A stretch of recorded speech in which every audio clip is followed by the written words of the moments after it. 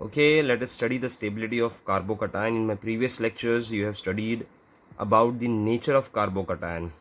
एक चीज़ तो आपको पता होगी, if you talk about carbocation, सबसे simple carbocation, we take an example of methyl carbocation. और आपको याद होगा methyl carbocation के structure में this is C H H H MTP orbital. Last lecture में ही बताया था मैं, दिस इज MTP ऑर्बिटल. ठीक है, MTP orbital. The carbon atom is sp2 hybridize with the bond angle is 120 degree. So normally carbocation आपको एक sp2 hybridise planar molecule है जिसमें एक ऑर्बिटल एम्प्टी होता है and it has 6 electron in the outermost shell. मतलब the octet is incomplete, मतलब it is a electron deficient molecule. कोई कोई जगह पे for example CH2 double bond CH plus, अगर आपको ऐसा कार्बोकैटायन मिल रहा है इथाइल, वहाँ पर कार्बन एटम sp हाइब्रिडाइज होगा. मतलब या तो कार्बन एटम sp2 हो सकता है कार्बोकैटायन के लिए, या sp हो सकता है, sp3 नहीं होता. But mostly will deal with the sp2 hybridization. Okay, with the octet of the carbocation remembers incomplete, it has 6 electrons. मतलब इसका स्टेबिलिटी डिपेंड करेगा उन सब प्रोसेसेस पे जिसमें इसका ऑक्टेट कंप्लीट हो जाए. Okay, so if you talk about the stability of carbocation, you have to make sure the first thing that carbocation is octet is incomplete, is electron deficient molecule, and for stability it requires some phenomena which can complete its octet. So what are those factors which deals with the stability of carbocation? तो सबसे पहला factor है इसमें aromatic nature. अगर carbocation के पास aromatic nature है, बहुत stable होगा. देन दूसरा फैक्टर जो उसको स्टेबलाइज करता है वो है रेजोनेंस, जो काफ़ी इफेक्टिव है. इससे थोड़ा कम इफेक्टिव है हाइपर कॉन्जुगेशन. और सबसे लास्ट है प्लस आई इफेक्ट, क्योंकि plus I effect is electron releasing group और ये कार्बोकैटायन को इलेक्ट्रॉन चाहिए. So depending upon this 4 factor the carbocation get stabilized. So these are stability factor of carbocation. ठीक है, but if I talk about a destability, तो क्या क्या factor है जो कार्बोकैटायन को डीस्टेबलाइज करते हैं? सबसे पहला फैक्टर उसमें होगा बीन एंटी एरोमेटिक. आपको याद होगा 4n रूल, और एरोमेटिक में 4n प्लस 2 पाई रूल होता है, 4n प्लस 2 पाई इलेक्ट्रॉन्स. और anti aromatic is only 4n pi electrons. तो अगर किसी के अंदर 4n पाई इलेक्ट्रॉन्स है और कार्बोकैटायन है तो वो डीस्टेबल है.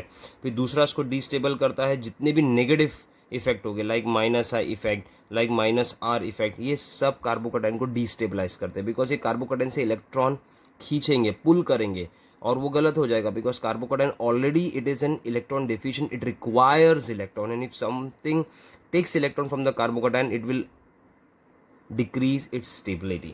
Okay, now let us talk about the order of stability of carbocation and we'll discuss this order. जो सबसे stable carbocation आपके syllabus में discuss करने के लिए है, that is tricyclopropyl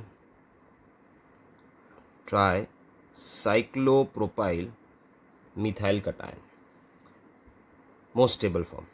उससे थोड़ा कम stable होता है, this is cyclopropyl methyl cation. उससे थोड़ा कम स्टेबल होता है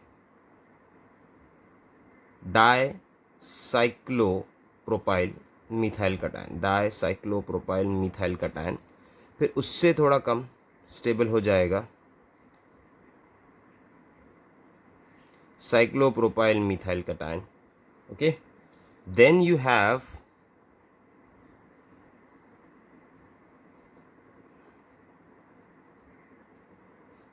plus charge on it.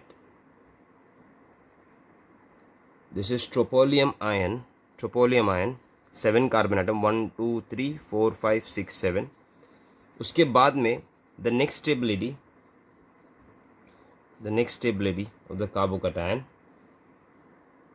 is बहुत familiar carbocation है, that is triphenyl methyl carbocation. Remember this, triphenyl methyl carbocation, triphenyl methyl carbocation. 3 phenyl groups उसके साथ में होती है. नाउ इसका it is almost equivalent to the vinylic group, आपको याद होगा, सॉरी अलाइलिक ग्रुप, आपको याद होगा अलाइलिक ग्रुप के लिए we use to write down CH2 double bond CH and then CH2। तो मैं देख रहा हूँ यहाँ पर लिख रहा हूँ CH2 double bond CH and then C। ये C आपका अलाइलिक ग्रुप होता है, अलाइलिक सेंटर होता है, ओके। इस पे प्लस चार्ज है, और अगर मैंने यहाँ पर एक R ग्रुप प्लेस कर दिया है और एक R ग्रुप प्लेस कर दिया है तो ये आपका टर्शियरी अलाइल ग्रुप है, ओके। तो इसमें से ट्राइफिनाइल थोड़ा ज़्यादा स्टेबल होता है, but the stability is almost same in the solution. फिर उसके बाद में वी हैव डाइफिनाइल। डाइफिनाइल को मैं यहाँ बना देता हूँ, डाइफिनाइल कार्बोकैटायन CH। इसका स्टेबिलिटी थोड़ा ज़्यादा या ऑलमोस्ट सेम टू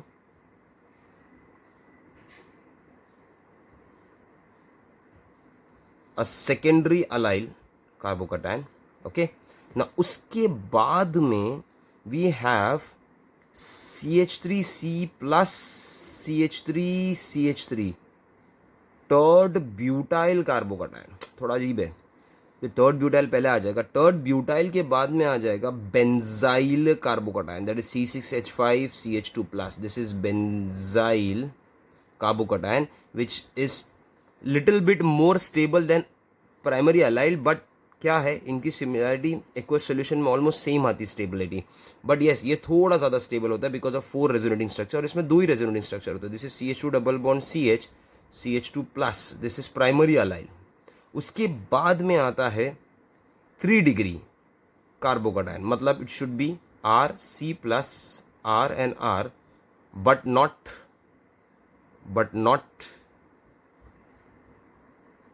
टर्ड ब्यूटाइल इनसे थोड़ा ज़्यादा स्टेबल होता है। तो यहाँ पर आप R कुछ भी ले सकते हो, तीनों इथाइल ले लो, तीनों प्रोपाइल ले लो, चलेगा, लेकिन तीनों मिथाइल लोगे तो इन दोनों से ज़्यादा स्टेबल हो जाएगा। उसका भी रीज़न है, will see that later. Then after that we have a secondary carbocation, that is RCH plus R। Secondary carbocation के बाद में we have a primary carbocation, that is RCH2 plus, okay. Then we have a methyl carbocation. देन उसके बाद में जो least stability में जाते हैं दैट इज फिनाइल कार्बोकैटायन या फिर विनाइल कार्बोकैटायन, ये सब बहुत लीस्ट स्टेबल फॉर्म होते हैं। क्लियर है? Now let us talk about the stability of this tricyclopropyl methyl carbocation, why it is so stable. Let us talk about this. तो first of all इसमें इसका nature समझना बहुत ज़रूरी है। ये नेचर समझने के लिए मैं सिर्फ एक ही रिंग को एक्सप्लेन करूंगा और वो एक ही रिंग से आपको एक्सप्लेनेशन समझ में आ जाएगा, okay. So let us talk about this. First of all ये कार्बन जो है it's somewhat, if you talk about this carbon atom, okay, इससे ज़्यादा एक्सप्लेनेशन में CPM में लेता हूँ। CPM थोड़ा छोटा भी और ईजिली आपको समझ में आ जाएगा। सो let us talk about CPM आपको ऐसा दिखाई दे रहा है, या it has a CH2 plus. अब इसका स्ट्रक्चर मैं एक्चुअली ड्रॉ करूंगा तो structure will be like this CH2 is planar, CH empty p orbital which has a plus charge on it, ठीक है। Now this is attach to cyclopropyl ring. अब cyclopropyl आपको याद होगा बेयस स्ट्रेन थियरी क्या बोलता है कि जितना साइक्लो कंपाउंड छोटा होता है उतना ज़्यादा स्ट्रेन होता है और उसके वजह से उसके उतने बॉन्ड डिफ्लेक्टेड होते हैं। हम यहाँ समझ के चल रहे कि these are all sigma bond, और sigma bond is form due to the head on overlap. 2 nucleus के बीच में डायरेक्ट ओवरलैप होगा तो सिग्मा बॉन्ड होगा, बट ऐसा होता नहीं है because of the strain, angle strain, ये बॉन्ड थोड़ा बेंड हो जाता है। मतलब अगर मैं ये बॉन्ड को यहाँ पर बनाऊँ तो this is the carbon atom C properly, I am making only one bond, this carbon with this carbon, see this 2 carbon. यहाँ पर जो बॉन्ड स्ट्रेट होना चाहिए लाइक दिस, ये ऐसे ही होना चाहिए एक्सप्लेनेशन में अगर बराबर देखोगे तो। थोड़ा इसको लाइट बना रहा हूँ स्ट्रेट, बट ये ऐसे स्ट्रेट बॉन्ड नहीं होते, सिग्मा बॉन्ड ऐसे नहीं होते एक्चुअली में, बिकॉज ऑफ द स्ट्रेन। यहाँ पर जो ओवरलैप होता है वो ओवरलैप देखो इधर कहीं होता है like this, it has a electron pair. तो ये बॉन्ड नहीं होगा, ये बेंट बॉन्ड हो जाता है। क्यों ये बेंट हो जाता है, उसका रीज़न क्या है, because of the angle strain. Similarly यहाँ पर भी जो ओवरलैप होगा वो ओवरलैप से बेंट ही बनेगा, यहाँ पर भी जो ओवरलैप होगा वो ओवरलैप से बेंट ही बनेगा। So it has a bent bond and this single bond allows free rotation. तो जब ये बेंट बॉन्ड और ये p ऑर्बिटल जब पैरेलल हो जाते हैं, this p orbital will try to pull this electron pair, और ये जब इलेक्ट्रॉन पेयर इसमें एंटर करता है, इसका 6 इलेक्ट्रॉन कॉन्फ़िगरेशन कन्वर्ट हो जाता है 8 इलेक्ट्रॉन कॉन्फ़िगरेशन गेट स्टेबलाइज। मतलब you can write in this manner, see ये ऐसा आ जाएगा, ये बॉन्ड पूरा शिफ्ट हो गया इधर पे। Okay, so now it will B double bond CH2। अगर ये यहाँ से शिफ्ट होता तो आप एक स्ट्रक्चर इसका ऐसा बना सकते हो, like this you can make a structure. अगर ये वाला बॉन्ड यहाँ पर शिफ्ट हो रहा है, ये बॉन्ड शिफ्ट होगा तो it will be like this, see यहाँ पर आ जाएगा, sorry, double bond CH2। Okay, so this type of resonance is called as dancing resonance. Keep on dancing. और ये एक सेकेंड में, इन 1 सेकेंड 10⁻16 टाइम्स फ्लिप होता है। मतलब 10⁻16 टाइम्स ये इसको 6 से 8 इलेक्ट्रॉन कर देगा, और 8 इलेक्ट्रॉन कर दिया मतलब द ऑक्टेट इज कंप्लीट। मतलब कितना फास्ट है आप देखो, एक सेकेंड में 10⁻16 time, it is so fast. So in case of cyclopropyl methyl you can have this resonating structure. अगर आप ट्राईसाइक्लोमिथाइल प्रोपाइल पे लोगे तो आपके पास यहाँ पर 2 रिंग, ये 2 रिंग और ये 2 रिंग, तीनों रिंग फ्लिप करते जाएगी। इसके लिए ये 6 से 8 इलेक्ट्रॉन होगा, and this is suppose to be the most stable among this 3। Clear है? फिर उसके बाद में ना स्टूडेंट्स का ये क्वेश्चन होता है कि सर दिस इज, आपने समझ गया ना डांसिंग रेजोनेंस, तो let us talk about this. This is tropolium ion. Sir tropolium ion triphenyl methyl ion से कैसे ज़्यादा स्टेबल है? So let us talk about this. First of all tropolium ion की अगर आप बात करोगे, it is a 7 membered ring structure. Okay, 7 membered ring structure, positive charge. Okay, दूसरी बात, if you see properly it has 6 pi electron, मतलब 4n + 2 पाई। अगर मैं n की जगह पे 1 सब्सटीट्यूट कर दूँ, so you will get 6 pi electron and it becomes aromatic in nature. मतलब फर्स्ट ऑफ ऑल ये एरोमेटिक है और एरोमेटिसिटी रूल करती है। Second thing, when this pi electron shifts here, इसका रेजोनेटिंग स्ट्रक्चर बनेगा लाइक दिस। ओ सॉरी,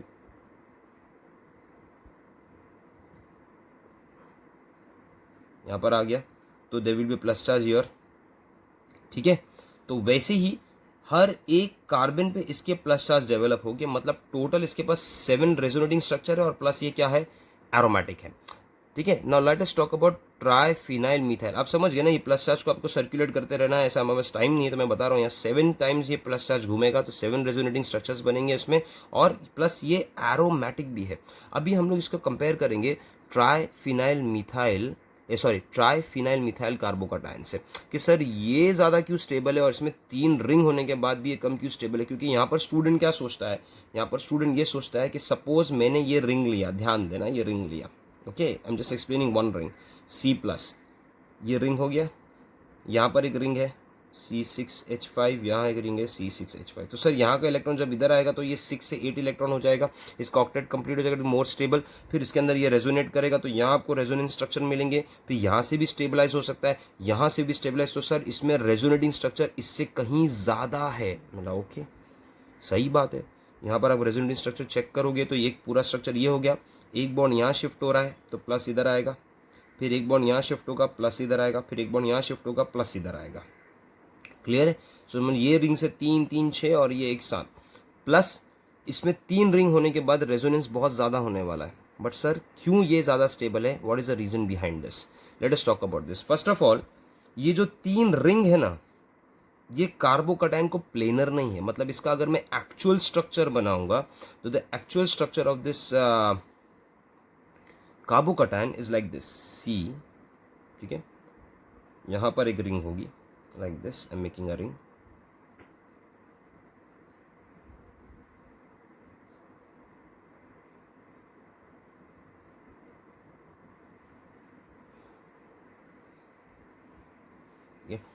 यहाँ एक रिंग होगी,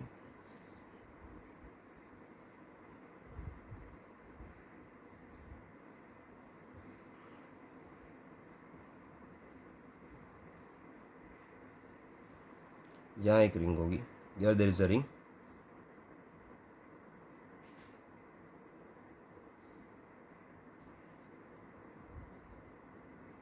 सी प्रॉपर्ली।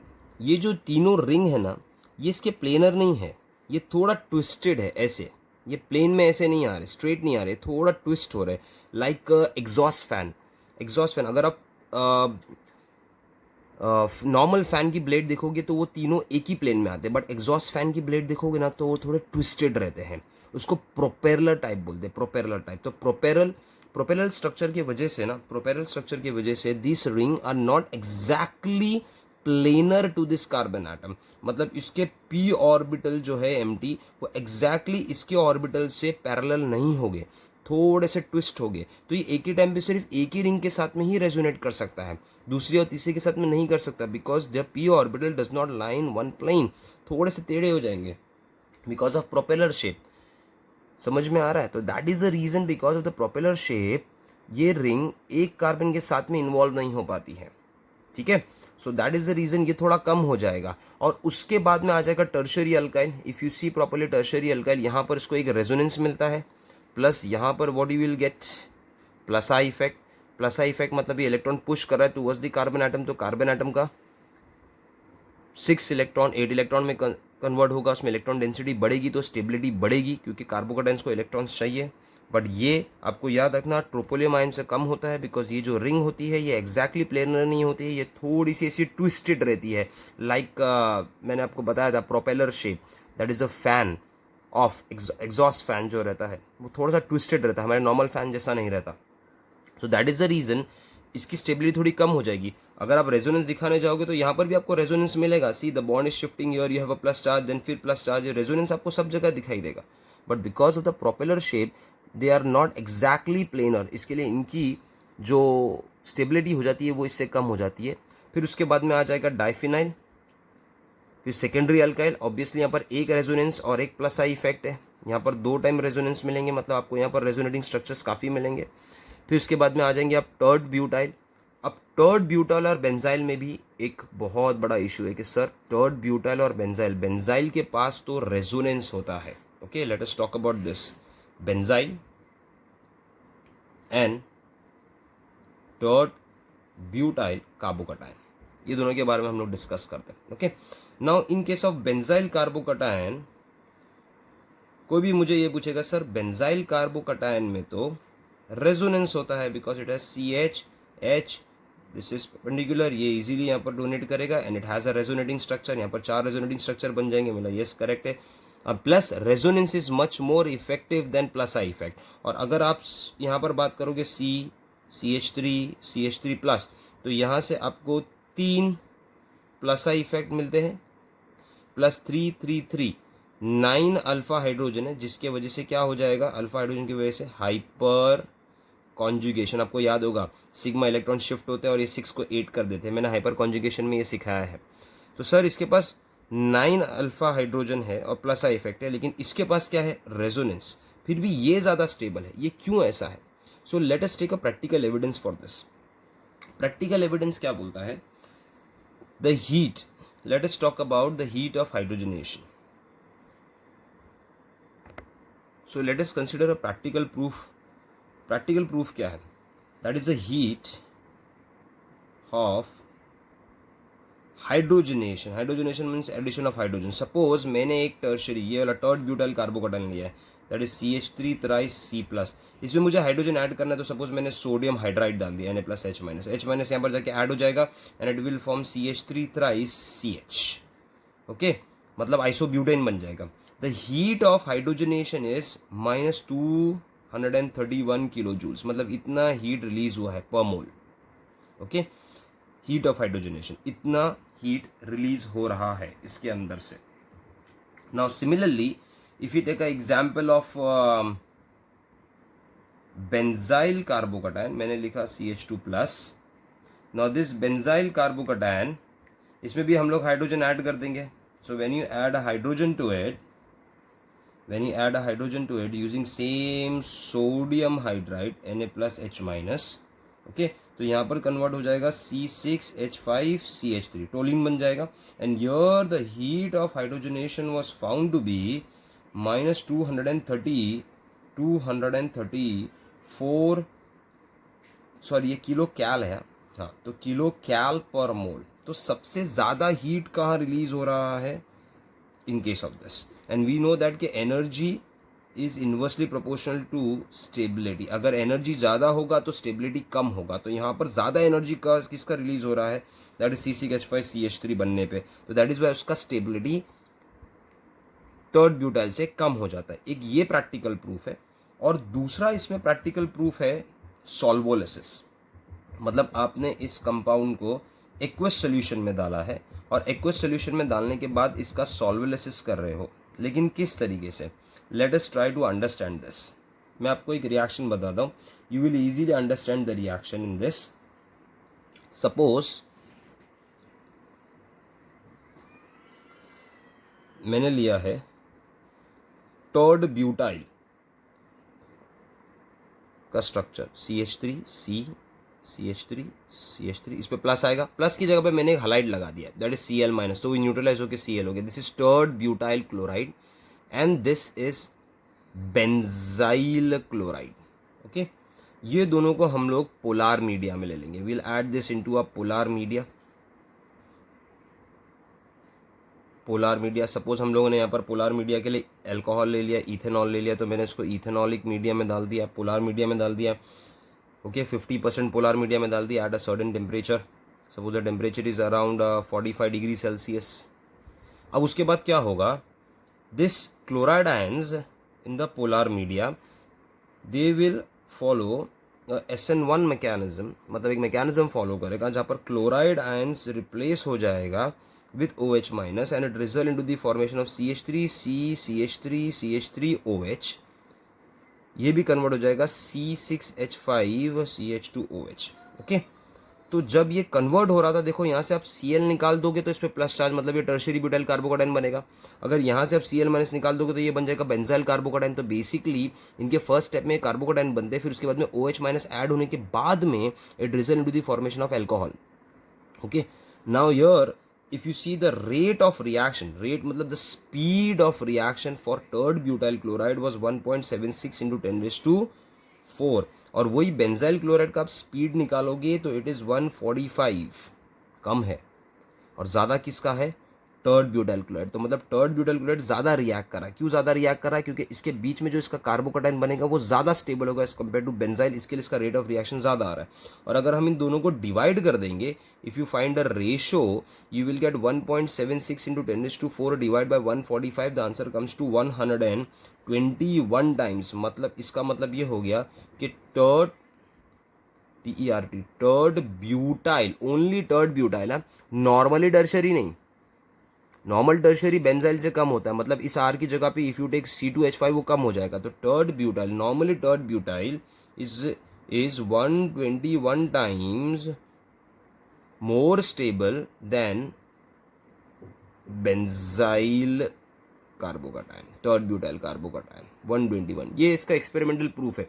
तो अगर मुझे थर्ड ब्यूटाइल, बेंजाइल और टर्शियरी पे डिफरेंशिएट करना है तो याद रखो, if I take this example CH3 thrice C plus, third butyl which is more stable than benzyl CH2 plus, this will be more stable than any other tertiary। मतलब तुमने ये टर्शरी लिया C2H5 C plus C2H5 C2H5, ये भी tertiary carbocation है। बस इस tertiary carbocation में अगर बराबर देखोगे तो इस कार्बन से इथाइल ग्रुप है। इथाइल ग्रुप को अगर हम लोग ऐसा लिख सकते हैं CH2 CH3, मतलब CH2 यानी अल्फा कार्बन हो गया। यहाँ पर भी CH2 अल्फा कार्बन, यहाँ पर भी CH2 alpha carbon, total 2 2 2 6 alpha hydrogen होते हैं। बट इसके अंदर 9 अल्फा हाइड्रोजन होते हैं, 3 प्लस आई होता है।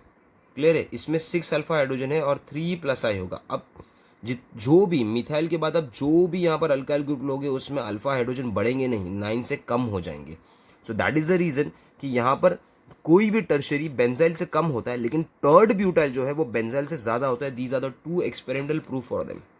ठीक है, नाउ इसमें हम लोग एक कॉन्सेप्ट इंट्रोड्यूस करेंगे and that concept is basically for bicyclo compounds. एक एग्जांपल देता हूँ मैं आपको बाइसाइक्लो कंपाउंड समझाने के लिए। Try to understand this bicyclo compounds.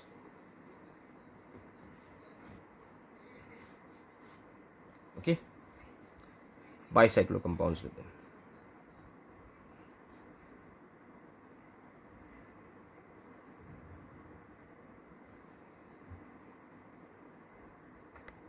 Now question is, what are these bicyclo compound?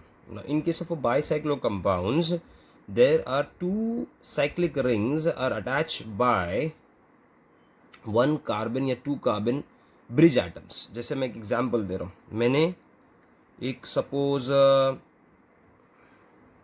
साइक्लोब्यूटाइल बनाया, ठीक है, लेकिन वो साइक्लोब्यूटाइल पे मैंने एक कार्बन अटैच कर दिया है, इस कार्बन से अटैच होगा. सी प्रॉपरली, ये वाला ब्रिज, ये ब्रिज है. एंड दीज एटम्स, अब इसको और प्रॉपरली बनाता हूँ, 1 मिनट, थोड़ा स्ट्रक्चर. सी, यहाँ पर मैंने एक ब्रिज लिया है जो इससे इस कार्बन से मैंने अटैच किया. तो देखो ये एक रिंग है, ये एक दूसरी रिंग है और ये तीसरी रिंग है. तो ये जो कार्बन है ना, दिस कार्बन जिससे ये ब्रिज एटम्स कनेक्ट है, this is called as bridge head carbon atom. तो ये भी ब्रिज हेड कार्बन एटम हो गया, ठीक है. और ये ब्रिज का ही कार्बन एटम है जिसमें कितना है 1 है. और इसका नंबरिंग कैसा होगा, जो भी ब्रिज हेड कार्बन एटम होता है उसको हमेशा फर्स्ट पोजीशन दो. तो 1 या इसको 1 दो या इसको 1 दो, 1 2 3 4. फिर ये आपका जो ब्रिज वाला कार्बन है ये 5 हो जाएगा. क्लियर है. तो अभी अगर मुझे इसका नाम लिखना है तो इसका नाम हो जाएगा बायसाइक्लो. बायसाइक्लो ब्रैकेट में आ गया. देखो लेफ्ट पे एक रिंग है, एक ही कार्बन है. राइट पे जो रिंग है यहाँ पर एक कार्बन है, तो 1 1 एन. ब्रिज पे एक एटम है 1 और टोटल कार्बन कितने 5, मतलब ये हो जाएगा पेंटेन. ओके. और जितना छोटा साइक्लिक ग्रुप लेगा उसमें उतना ज़्यादा एंगल स्ट्रेन होगा. अभी सपोज ये हम लोगों ने एक मॉलिक्यूल लिया है, ये मॉलिक्यूल को हम लोग कार्बोकैटायन में कन्वर्ट करते हैं. देखो ये कार्बोकैटायन में हम लोग उसको कन्वर्ट करेंगे. कैसा कन्वर्ट करेंगे, सी प्रॉपरली. ये कन्वर्ट हुआ कार्बोकैटायन, यहाँ पर मैंने डाल दिया प्लस चार्ज. प्लस चार्ज की वजह से ये कार्बन एटम क्या होने वाला है, sp2. बट अगर आप बॉन्ड एंगल बराबर चेक करोगे तो sp2 का आइडल बॉन्ड एंगल कितना होना चाहिए, 120 डिग्री होना ही चाहिए. लेकिन यहाँ पर जो बॉन्ड एंगल आप देखोगे, देखो साइक्लोब्यूटेन में जितने भी बॉन्ड एंगल है सबके सबके हैं 90 डिग्री. तो 90 डिग्री की वजह से क्या होता है, एंगल स्ट्रेन डेवलप होता है. मैंने आपको बेस थ्योरी में पढ़ाया था. और एंगल स्ट्रेन, अच्छा ये प्लस चार्ज मैंने किधर पे डाला है, प्लस चार्ज आ रहा है ब्रिज हेड पे. होना चाहिए था एंगल 120, बट एंगल कितना निकल रहा है, ये 90 डिग्री. तो यहाँ पर एंगल स्ट्रेन आएगा. एंगल स्ट्रेन आने की वजह से ये जो कार्बोकैटायन यहाँ पर फॉर्म होगा वो हो जाएगा अनस्टेबल. मतलब जब भी बाइसाइक्लो के ब्रिज हेड पे कार्बोकैटायन आता है वो अनस्टेबल हो जाता है. This is basically called as Betts rule for bicyclo compound. It says if there is a carbocation forming on the bridge head, then the compound becomes what, unstable. लेकिन ring जितना छोटा होगा उतना ज़्यादा स्ट्रेन बनेगा. ये हम लोग ने बेयर स्ट्रेन में देखा. मतलब अगर मुझे इसकी स्टेबिलिटी भी कंपेयर करना है तो सपोज ये कंपाउंड आपने लिया है बाइसाइक्लो का, ठीक है, इसमें कितने कार्बन आइटम थे, 4. ये compound, I'll make it here, this compound which has 1 2 3 4 and a bridge carbon, यहाँ पर मैंने प्लस डाल दिया. ये कम स्टेबल होगा as compare to this compound. ये कंपाउंड देखो बराबर से, यहाँ पर ब्रिज हेड डाल देते. अब बराबर देखोगे तो आपका ब्रिज हेड है. ओके. सो अगर मुझे इसको नंबर करना है तो 1 2 3 4 5 कार्बन है. मतलब राइट हैंड साइड पे 2 कार्बन है रिंग में, लेफ्ट हैंड साइड पे 1 कार्बन है और ब्रिज हेड 1 कार्बन पे. और टोटल कार्बन कितना है, 1 2 3 4 5 6. तो मतलब ये हो जाएगा bicyclo.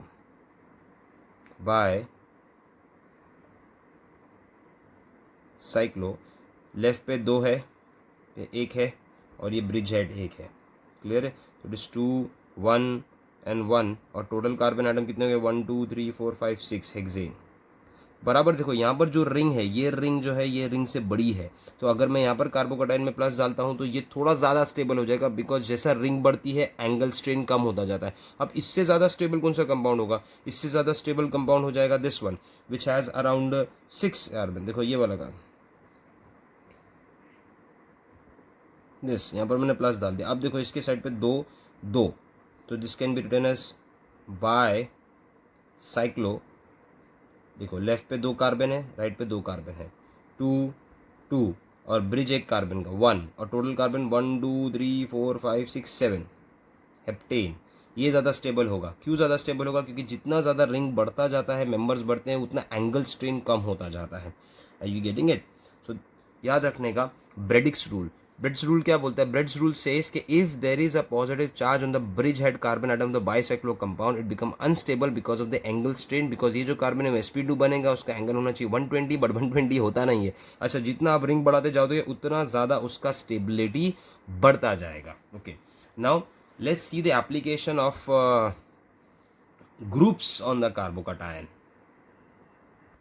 Okay, let us take some more example to study the stability of carbocation. Suppose मैंने एक बेंजाइल कार्बोकैटायन लिया है, that is C6H5 CH2 plus, जहाँ पर रेजोनेंस मिल सकता है, ठीक है। फिर एक मैंने लिया है पैरामिथाइल बेंजाइल कार्बोकैटायन, ओके। फिर एक हम लोग एग्जांपल ले लेंगे OCH3 मिथॉक्सी पैरा पे बेंजाइल कार्बोकैटायन, और एक जगह पे हम लोग ले लेंगे यहाँ पर NO2 CH2 प्लस। अब बराबर देखोगे तो CH3 is a plus I group, OCH3 is a plus I, इसका प्लस आई पावर CH3 से ज़्यादा होता है because it can donate the lone pair directly into the ring.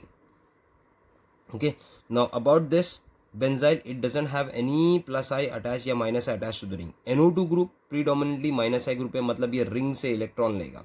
और हम लोग ने रूल क्या देखा है कि carbocation get stabilize because of plus I and plus R effect and get destabilize by minus I, because carbocations को electron की जरूरत है। अगर आप कोई माइनस आई ग्रुप लगाओगे तो वो सिस्टम से इलेक्ट्रॉन ले लेगा, अगर वो इलेक्ट्रॉन ले लेगा तो कार्बोकैटायन को डीस्टेबलाइज करेगा। और अगर कोई प्लस आर और माइनस आर ग्रुप लगाओगे तो वो रिंग को इलेक्ट्रॉन देगा, जिससे कार्बोकैटायन की स्टेबिलिटी और बढ़ जाएगी because it needs electron, it is electron deficient. तो इन सब में से सबसे स्टेबल ये हो जाएगा। तो अगर मैं स्ट्रक्चर बनाऊँ 1 2 3 and 4 because it is a powerful plus R group, तो 3 हो जाएगा। उसके बाद में आएगा 2 because of plus I stability increases, फिर आएगा 1 because there is no plus I minus I, और सबसे लास्ट में आ जाएगा 4 because of the presence of minus I group. Okay, let's take one more example in this. Example और लेते हैं, तो याद रखने का माइनस आएगा तो स्टेबिलिटी कम हो जाएगी। ओके, अब ये एग्जाम्पल बराबर देखना। Late us talk about this example. Plus charge tertiary carbocation, plus charge secondary carbocation, and your CH3 CH2 plus primary carbocation, sorry ऐसा लिख देता हूँ 1 degree carbocation, and this is CD3 CH2 plus D3 sir, D3 मतलब deuterium, अपने hydrogen की जगह deuterium लिया, उसका आइसोटोप लिया जिसका मास ज़्यादा होता है, ये भी एक प्राइमरी कंपेयर करना है। तो अगर आप टर्शियरी में देखोगे तो यहाँ पर आपको 3 प्लस आई वैल्यूज़ मिल जाएंगे, प्लस आई जो अपना इलेक्ट्रॉन कार्बोकैटायन की तरफ भेजेंगे, प्लस 3 प्लस आई ग्रुप हो गया, प्लस यहाँ पर CH3 है, CH3 ये सब अल्फा कार्बन आइटम है, तो H3 9 अल्फा हाइड्रोजन का हाइपर कॉन्जुगेशन मिलेगा जो 6 से 8 इलेक्ट्रॉन करके इसको स्टेबलाइज करेगा। इस केस में you have 2 plus I group and 6 alpha hydrogen. इस केस में यू हैव 1 प्लस आई